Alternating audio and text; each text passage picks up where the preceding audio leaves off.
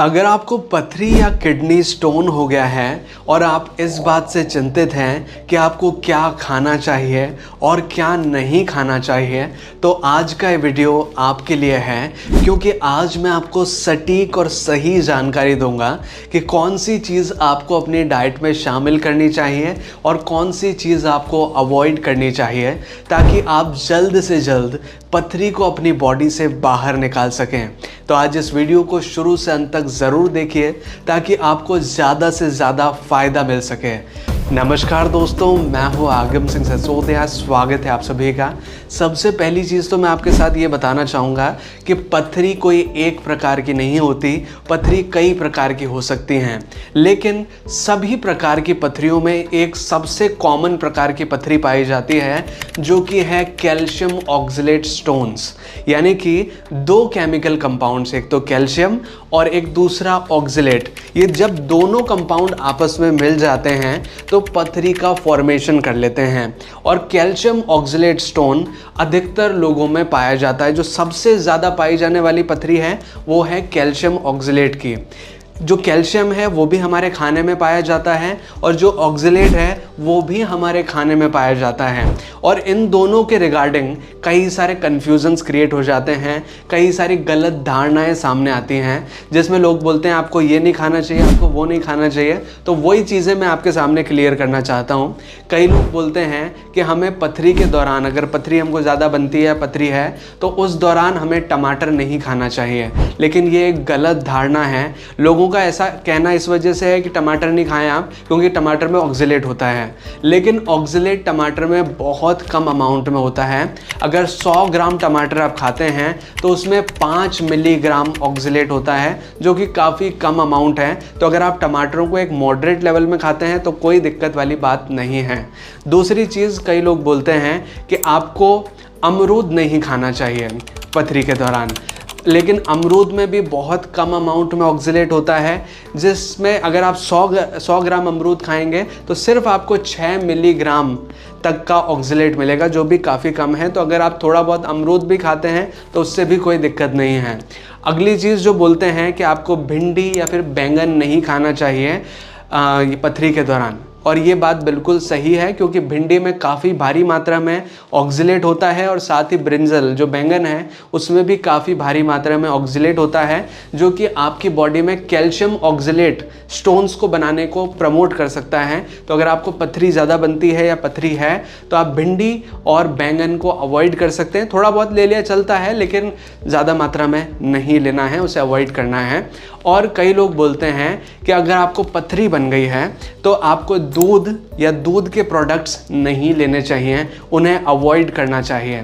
लेकिन ये एक मिसकंसेप्शन है, गलत धारणा है कि आपको दूध के प्रोडक्ट अवॉइड करने हैं। आपको दूध के प्रोडक्ट्स अवॉइड करने की ज़रूरत नहीं है, क्योंकि दूध में कैल्शियम ज़रूर होता है, लेकिन कैल्शियम से पथरी नहीं बनती। कैल्शियम और ऑक्सलेट जब दोनों साथ में मिलेंगे तो जाके पथरी बनेगी। तो आपको ऑक्सलेट रिच फूड आइटम्स को अवॉइड करना है, ना कि कैल्शियम रिच फूड आइटम्स को।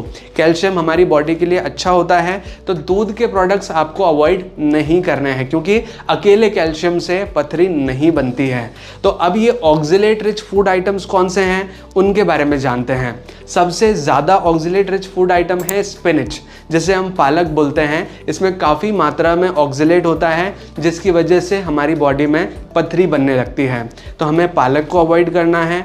दूसरी चीज़ जो कि हमको अवॉइड करनी है वो है आमंड्स, यानी कि बादाम। बादाम वैसे तो हमारी बॉडी के लिए काफ़ी सेहतमंद होते हैं, लेकिन इनमें ऑक्सलेट की मात्रा काफ़ी ज़्यादा होती है, इसलिए हमें बादाम को ज़्यादा नहीं खाना चाहिए अगर हमें पथरी है। और सोया प्रोडक्ट्स, जो सोयाबीन के प्रोडक्ट्स होते हैं, जैसे कि सोयाबीन का पनीर आता है जिसे टोफू कहा जाता है, वो हमको नहीं लेना चाहिए। सोयाबीन का मिल्क जो होता है वो हमें नहीं लेना चाहिए।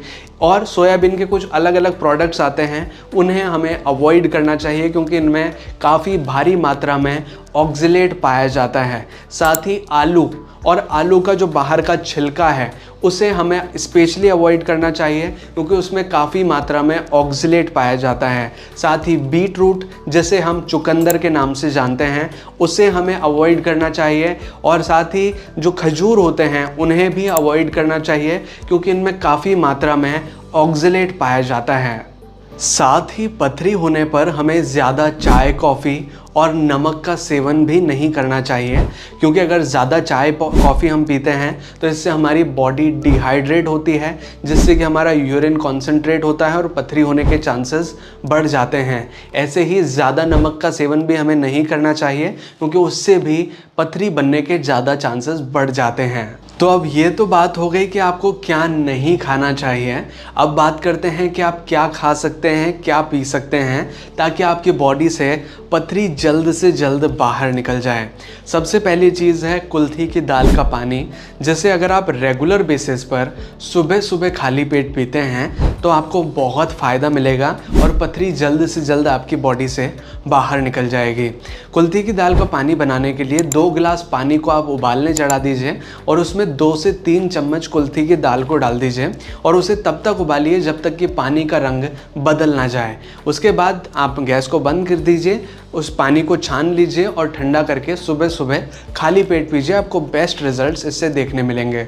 दूसरी चीज़ जो आप पी सकते हैं वो है मूली का रस। वैसे तो मूली का रस पीने में बड़ा कसेला कसेला लगता है और उसको पीने के बाद आपके मुंह से बड़ी दुर्गंध भी आ सकती है, लेकिन ये आपकी पथरी के लिए बहुत सही चीज़ है। इसको अगर आप खाली पेट पीते हैं तो आपकी पथरी बहुत जल्दी आपकी बॉडी से बाहर निकल जाती है। काफ़ी अच्छे रिजल्ट्स इसके देखने मिलते हैं। अगली चीज़ है अनार का रस। अगर आप अनार का रस भी पीते हैं सुबह सुबह खाली पेट या फिर दिन में 1 से 2 बार आप खाना खाने से पहले भी इसे पी लेते हैं तो आपको बहुत फ़ायदा इससे मिलता है पथरी बाहर निकालने में। साथ ही नींबू का रस और पत्थर चट्टे का रस, ये काफ़ी फ़ायदा करते हैं पथरी को बाहर निकालने में। तो ये कुछ ऐसी चीज़ें हैं जिन्हें आपको अपनी डाइट में शामिल करना चाहिए और आपकी पथरी आपकी बॉडी से बाहर होगी। तो ये है कुछ इम्पॉर्टेंट जानकारी कि कौन सी चीज़ें हमें खानी चाहिए और कौन सी चीज़ें हमें अवॉइड करनी चाहिए। आई होप कि आपको ये वीडियो हेल्पफुल लगा होगा। अगर आपको ये वीडियो अच्छा लगा है तो प्लीज़ वीडियो को लाइक कीजिएगा, इसे शेयर कीजिएगा अपने दोस्तों और अपने फैमिली मेम्बर्स के साथ। और अगर आपको ये वीडियो जेन्युइनली अच्छा लगा है तो प्लीज़ अपना रिव्यू नीचे कमेंट सेक्शन में ज़रूर मेंशन करें। हमें कमेंट करके बताएं कि आपको ये वीडियो कैसा लगा है। और अगर आपने चैनल अभी तक सब्सक्राइब नहीं किया है तो प्लीज़ चैनल को सब्सक्राइब कीजिए, बेल आइकन को दबाकर ऑल पे प्रेस कीजिए ताकि इसी तरह के वीडियो नोटिफिकेशंस आपको आगे भी मिलते रहें।